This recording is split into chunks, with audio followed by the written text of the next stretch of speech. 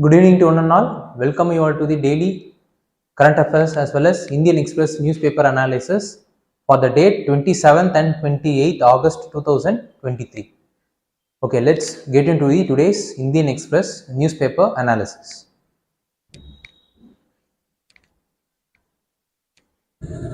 So these are all the important articles which came in the Indian Express newspaper, and these are all the articles which we will be going to be analyzing in the upcoming slides. So have a look at it.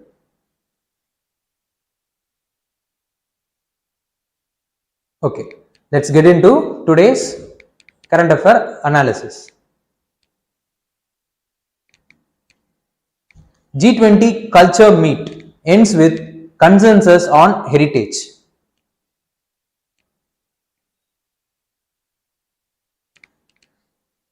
The G20 working group has been held in India, as well as there has been a consensus reached in relation to the heritage. The consensus in relation to the threat that has been happening to the cultural heritage that is present across the world, and also the impact it will create in the society.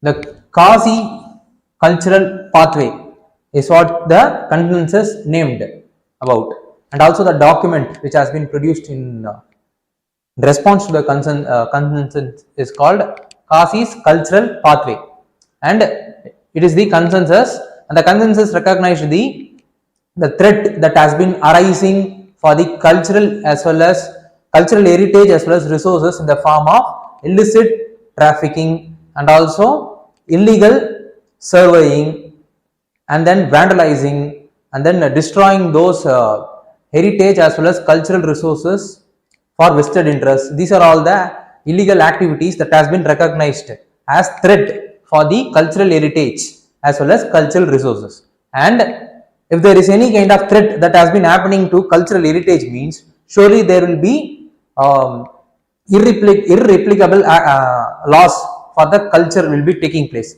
as a result of which the socio-cultural practices that has been derived from those heritages will also get disturbed. Similarly, there will be not only the social cultural aspect, there will be the livelihood aspect also will be belonging to it. The livelihood aspect which has been derived from the cultural activities will also get disturbed because of the destroying of the cultural heritage as well as the cultural resources. So these are all the threats as well as the likely impact it is going to create on the society because of those threats has been recognized by the heritage G20 Culture Working Group. So okay, how the news is related to civil service examination is that under prelims it has been related to history of India and Indian national movement. Similarly, under GS1 mains, it is related to Indian culture that covers salient aspect of art forms, literature, architecture from ancient to modern times.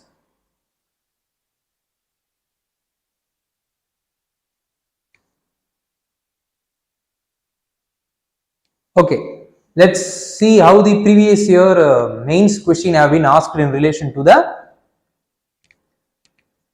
news which we have seen in the previous slide. Safeguarding the Indian art heritage is the need of the moment. Comment, 10 mark question, which has been asked in 2018. So the point which we have discussed in the previous slide could be replicated in this mains question itself. Okay. And in that meet, our Prime Minister of India has said that the national mission on culture as well as cultural mapping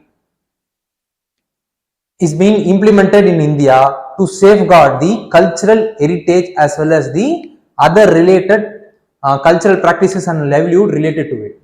Okay, what does the national mission on cultural mapping is about? It aims to preserve the rich Indian arts as well as cultural heritage, and it aims to promote the cultural vibrancy across the country, and it is being implemented by Ministry of Culture. And how it will be implemented is through collection of data in relation to the cultural heritage, which could be in the form of tangible and intangible also, like art, artist and other where they will be collecting those data in relation to the cultural heritage in the form of tangible as well as intangible from the government's cultural organization and then state government controlled cultural organizations.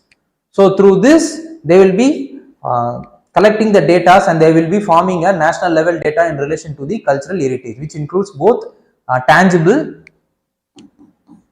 as well as intangible heritage of India. So these are all the prelims fact. And what is the aim for implementing such kind of mapping is that it aims to create a national wide awareness in relation to our cultural heritage and the richness it holds. Secondly, it aims to create the cultural working place portal, where so that the artist or those persons, those who are practicing those kind of culture could able to interact with other people, those who have been following the same kind of culture, or they could able to learn from the other cross cultures also. For this kind of thing, the portal has been made. Then local distinctiveness. Through this mapping, the local distinct activities or the distinct tradition that has been followed across the village could be able to identify. And the symbolism, it could act as identity for those villages or the local areas, and then it will enable to form the information in relation to village. So we apart from looking village in the form of economic criteria, it gives a new dimension of looking the village from socio-cultural perspective.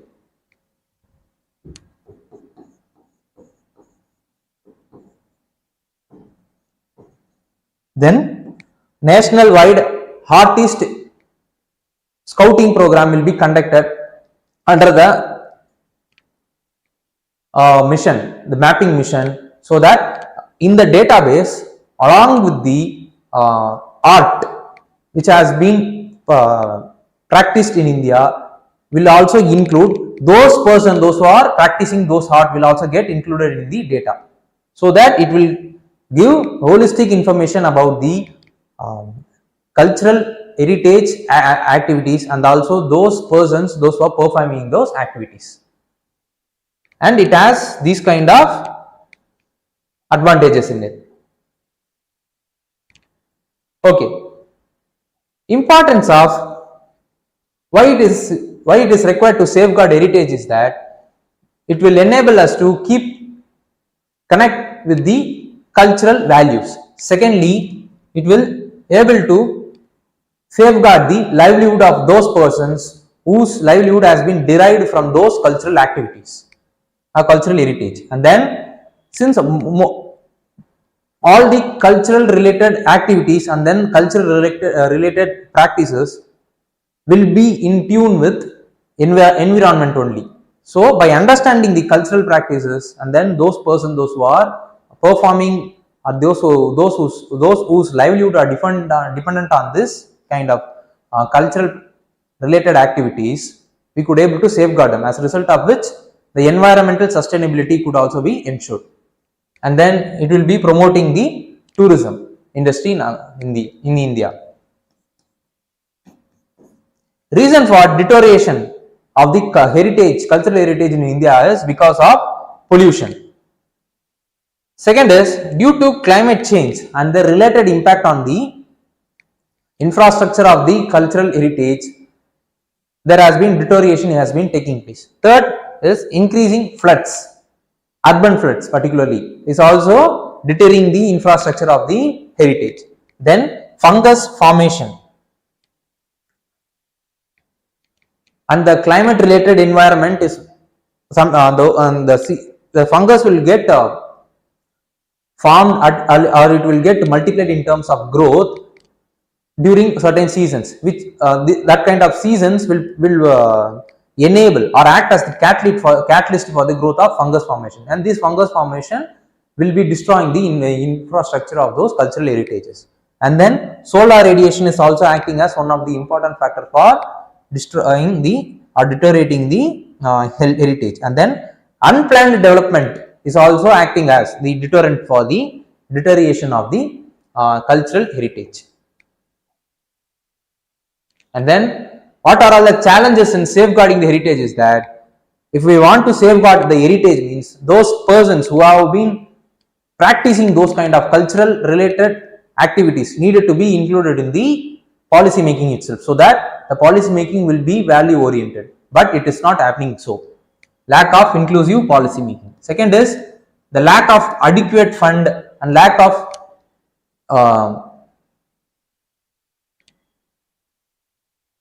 fund available at the required interval of time makes the implementation of safeguarding the heritage a little bit complicated. Third is lack of expertise in the management. The modern architecture as well as art forms is different from the traditional architecture and art forms. It requires certain expertise in the management, which is lacking. And then there has been lack of awareness in understanding the link between the heritage as well as the environment, which has been seen, heritage has been seen as the a single cultural related place or the activities, but it is not being seen as the activities or the place in tune with the environment. So because of the lack of understanding, it will have repercussion in the policy making, and then it will be having repercussion in the implementation. So it will be like a cycle. So what we needed to study further is we should know about tribal museums that has been developed across India to promote our rich cultural heritage. Second is we should know about the International Day for World Indigenous Peoples Day, when it is being celebrated, who is celebrating it, and what is this year's theme. Third is we should know about Janjatiya Gaurva Divas. We should know which ministry is responsible for celebrating it and under whose name or under whose remembrance it has been celebrated, and for which community or which set of people it has been celebrated. We should know. Fourth is we should know about Ministry of Culture, their function, project schemes, other project schemes which have been implemented to promote the heritage in India.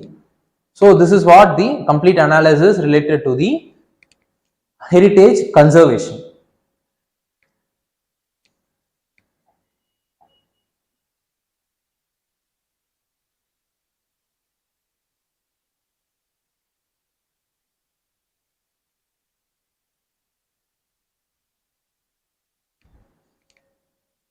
Nine years of Pradhan Mantri Jan Dhan Yojana.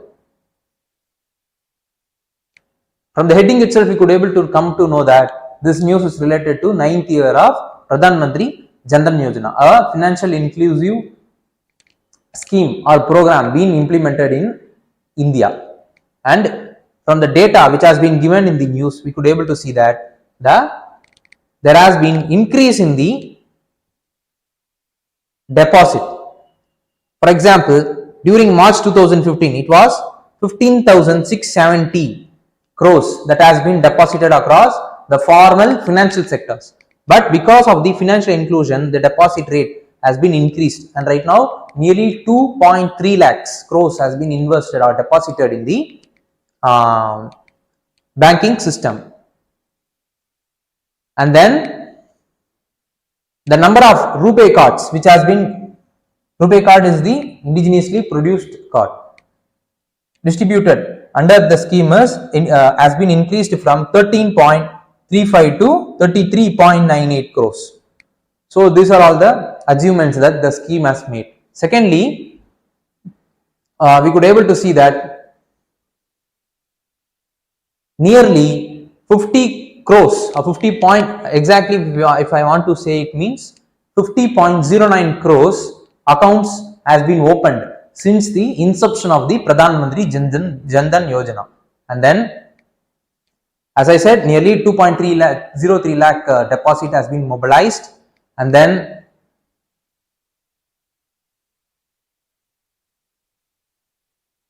there has been a corresponding increasing in the rupee debit card. So these are all the important facts relating to the Pradhan Mantri Jan Dhan Yojanas. Okay, let's look into the details of the news. Okay, how the news is related to the exam is that under prelims it is being related to economic and social development, sustainable development, poverty, inclusion, demographics, social sector initiative, etc. Under mains GS3, under a topic called economic development, there is a subtopic called inclusive growth and issues arising from it. So under this topic the news will be coming. Okay, how the previously the question has been asked is that in 2019, is inclusive growth possible under market economy? State the significance of financial inclusion in achieving economic growth in India. 10 mark question which has been asked previously in the mains. Okay, let's look into the details of the Pradhan Mantri Jan Dhan Yojana, which is very important for the from the prelims perspective.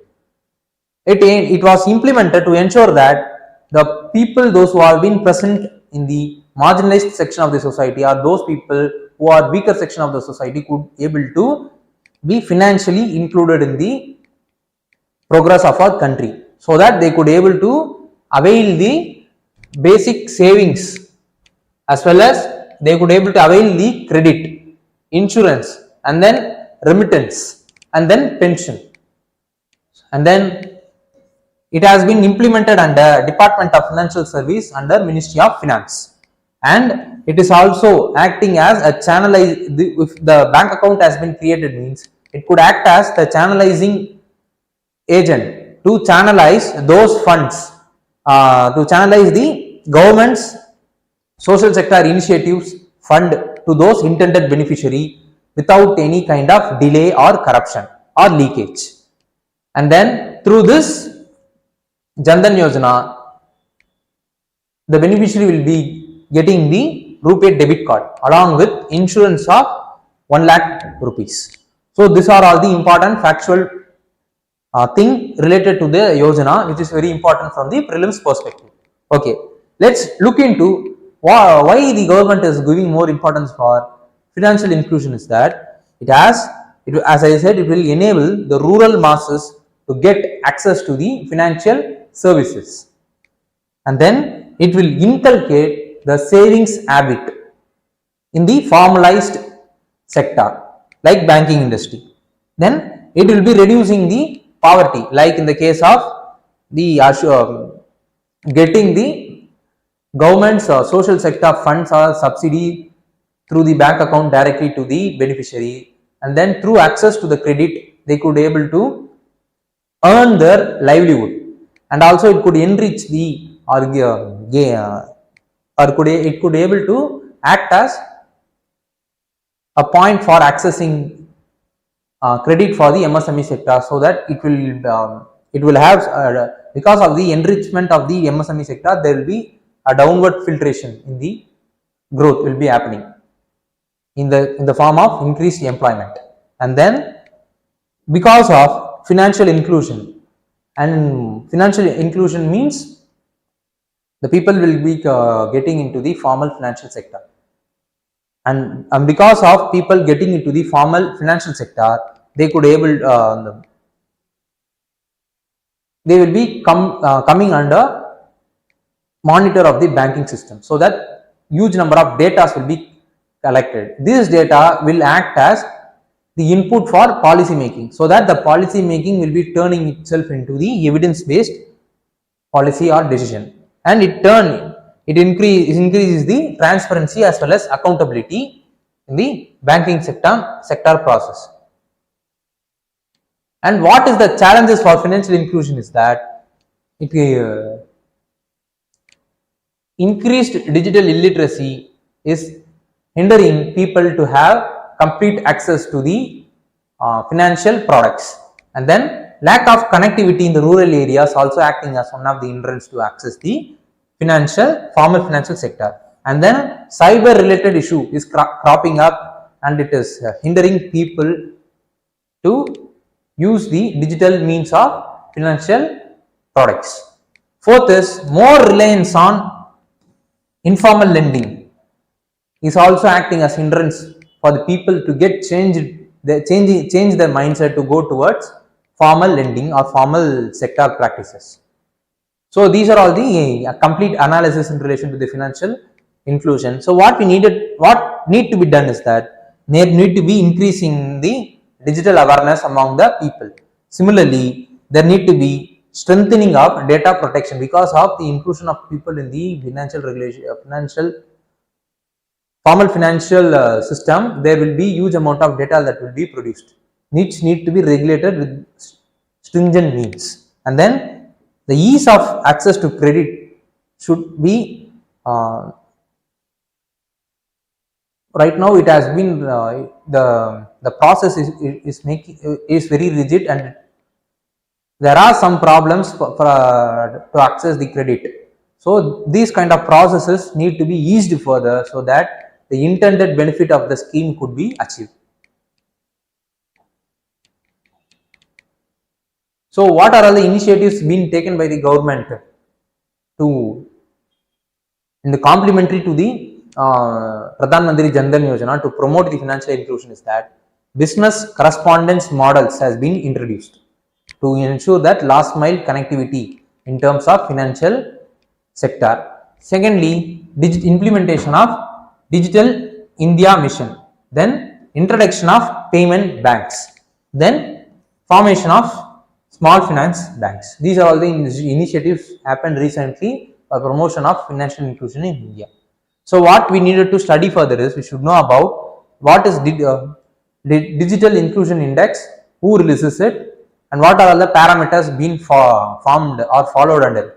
Second is we should know about National Payment Corporation of India, and what are all the products being delivered under National Payment Corporation of India, and which is the statutory authority or which is the statutory act responsible for National Payment Corporation of India. Third is we should know about Unified Payment Interface and Digital Wallet. What is the difference between them? Fourth is we should know about BIM app. So these are all the things which we needed to be aware of.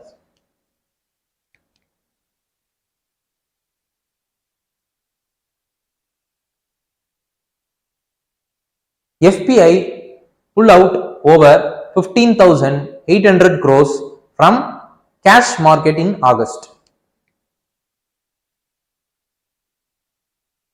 Okay, from the heading itself we could able to know that the foreign portfolio investors has pulled out nearly 15,800 crores from the market.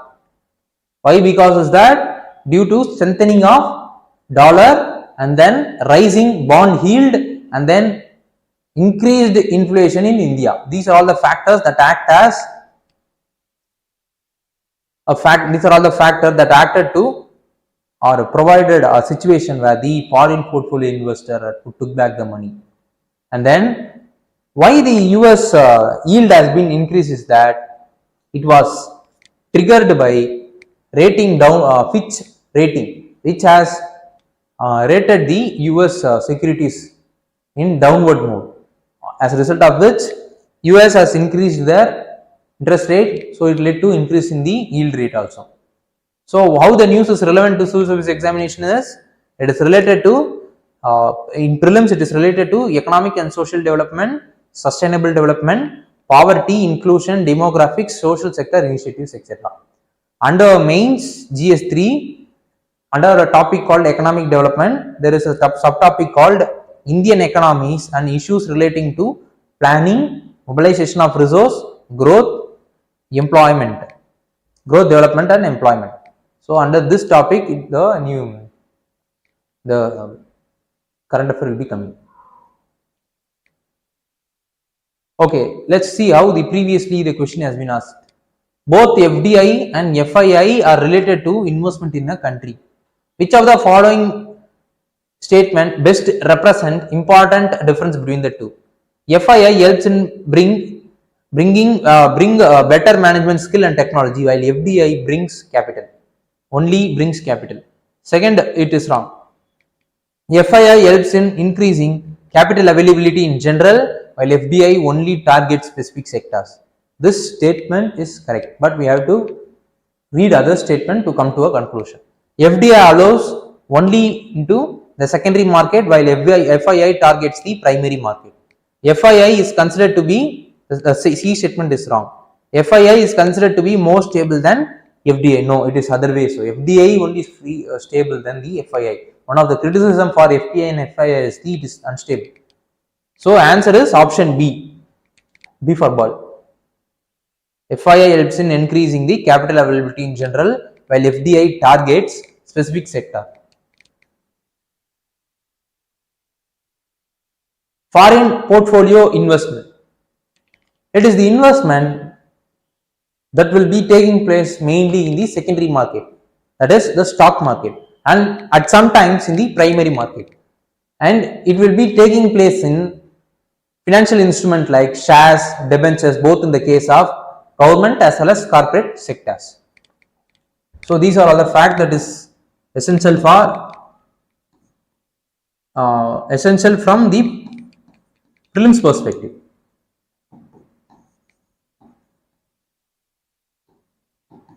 And there are three types of the portfolio investment. First is foreign institutional investment. It is not portfolio investment.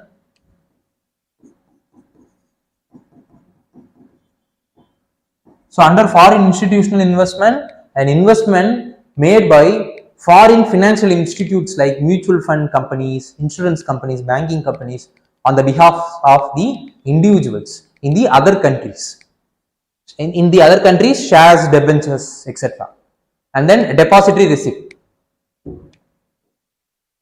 Depository receipt is the domestic player who is raising the capital by listing his shares in the forex stock exchange.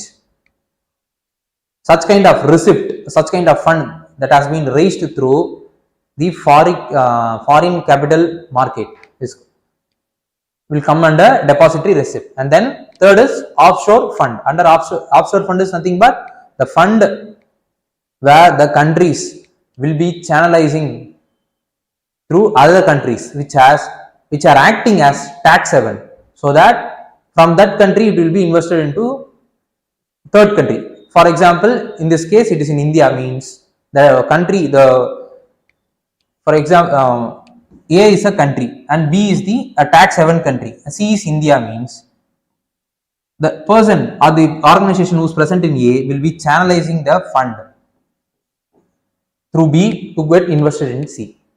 So these kind of activities are called as offshore fund. So it will also come under portfolio investment. Okay, what is the advantage? These are all the facts which is related to prelims.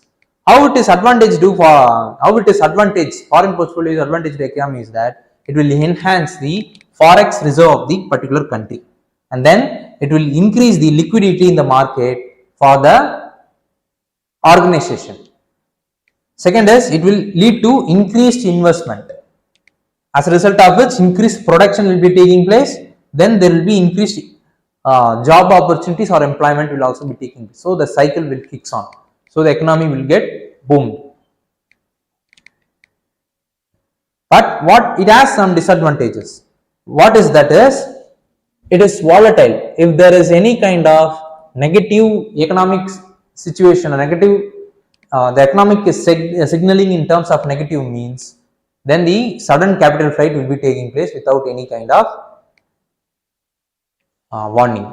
As a result of which, there will be huge depreciation in the domestic currency. For example, in the case of India, the rupee depreciation in the rupee will be taking place. It will be so that it will be leading to drastic influence in the exchange rate, and then it will be leading to costly import, or the or import bill will get increased. So these are all the ripple effect. And again, it will lead into depreciation in the rupee further, and it will change the it will fluctuate the exchange rate, and in turn it will be increase the import bill, which in turn will drain the forex reserve again. So these are all the negative or disadvantage of the foreign portfolio investment. Okay, these are all the complete analysis related to the news from the prelims perspective, and also FPI in terms of mains perspective. Okay, what we needed to study further is that we should know about what is foreign direct investment, what is foreign institutional investment, what is the other difference between them apart from the prelims question which we have seen. Second is we should know about what is forex reserve, what are the elements that constitutes forex reserve, and then who is the authority to control, or under whose authority the forex reserve lies. Third is we should know about balance of payment. Fourth is we should know about what is capital as well as current account. So these are all the other areas which we needed to be aware of.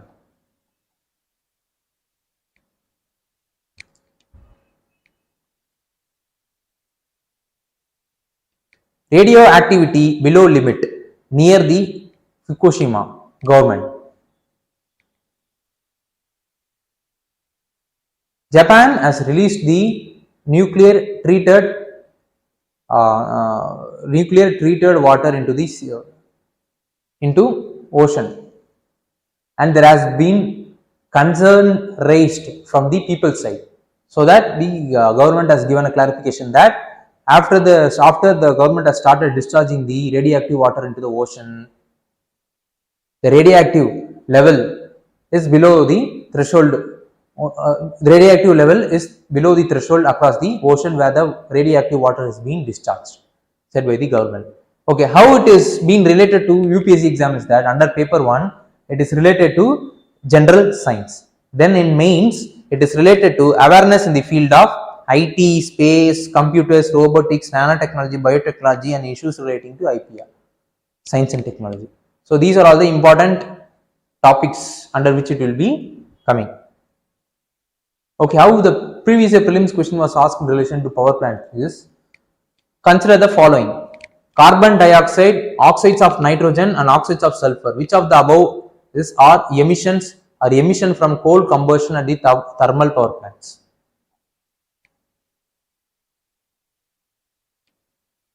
So all are the emissions that will be coming from coal combustion. So carbon dioxide is also emission, oxides of nitrogen is also emission, oxides of sulfur is also the emission. So option is answer D, 1, 2 and 3. Okay, what is the reason for water release by the Japan is that after the Fukushima nuclear disaster in 2011, there has been increased seepage that has been taking place from the nuclear power plant. This seepage is the coolant which is being used to cool the nuclear reactor, and this coolant contains the radioactive elements, and right now this seepage and it has been collected separately in the separate place in the separate tank itself. But because of the increased wind activities and other related environmental events, the radioactivity is getting spread to surrounding peoples also. So that the Japan is treating the radioactive present water, and then they are releasing those water into the ocean. So this is what the reason is. And then what is the concern being raised in relation to that move is that no one knows. What the people are saying is that, no experts are saying is that no one knows what is the threshold under which the radioactive elements could be considered safe. Then it could disturb the marine ecosystem, as a result of which the biomagnification will take place. Similarly, if the marine ecosystem is getting affected and then the people are also getting affected, means surely the marine related economic activity and those people, those who have been involved in the livelihood of, dependent on the livelihood of the marine as well as marine related produce, will also get affected.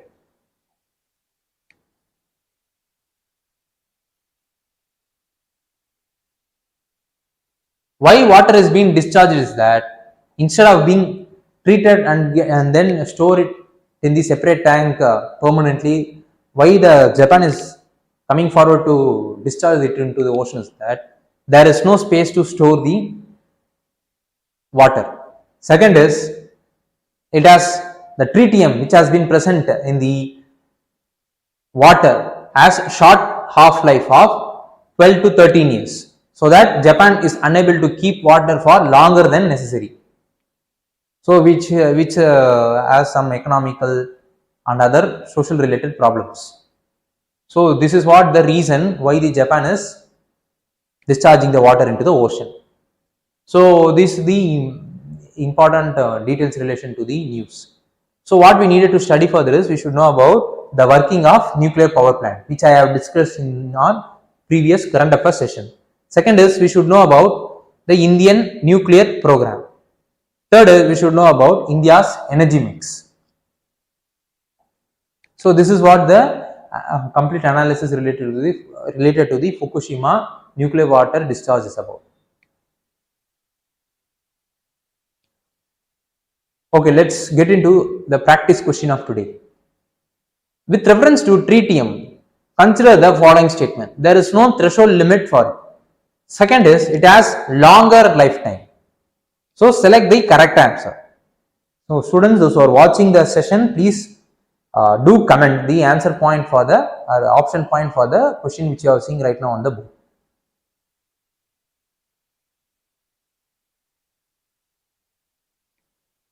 Okay students, with this we have reached the end of today's current affairs session.